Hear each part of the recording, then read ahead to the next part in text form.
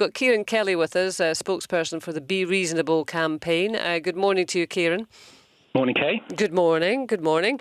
Well, we heard from Katie earlier, who, said that absolutely we should be putting this through to legislation, and that actually to hit a child is in some ways worse than hitting an adult. Yeah. Well, first of all, can I say I think the level of debate and understanding has been really good. Obviously, I think about this perhaps more than your average person, and it's good to hear these arguments being bandied backwards and forwards. It's good to have that level of open debate. I mean, it's clear we have to start off by saying that children are not adults. I mean, this idea that they should be treated in exactly the same way is just a fallacy. There's just so many areas of everyday life where we treat children differently. I've got a daughter, she's 9, and I will sort of regulate or tell her what she should eat. I'll monitor her screen time. I'll tuck her in to bed at night.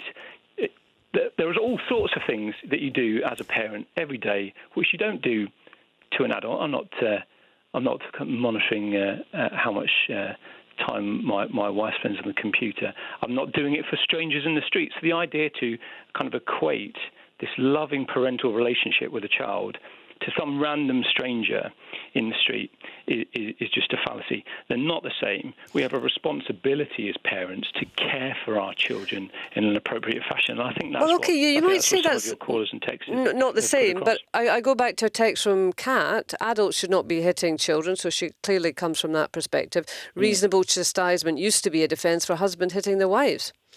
Well, I don't know whether that's true. It's or true. Not, it is true. It is true. Let's talk about the here and now, which is a bill which would make it illegal. Let's not talk about hitting. I mean, I've heard words like abusive, violence, beating, hitting. Well, reasonable chastisement is the words. Absolutely. So let's stick to that. We're talking about a mild tap on the back of the hand or back of the leg, or we're talking about some sort of restraint in the sense of, if you pick up a screaming toddler to put them in the back of the car, you're restraining them. It's for their own safety and well-being. We're not talking about hitting. We're not talking about beating. So what removing this, changing the law in this way, immediately makes all of that activity, that normal, appropriate, responsible activity, it criminalises it. Stephen was absolutely, who you had on earlier, he was absolutely right in that regard. And then a number of instances you've asked people, well, what would you do if you saw somebody doing this? Well, of course, the answer ought to be, if you're in favour of this ban, is you immediately ring 99 and you get the police round because someone has assaulted / abused / been violent to a child. And of course, if I saw someone abusing, being violent or beating a child, I'd immediately want to call the police. Of course, I wouldn't do it for this because it is none of those things. This is loving parental discipline in an appropriate environment. But that also requires nonsensical, really. a great deal of personal judgment.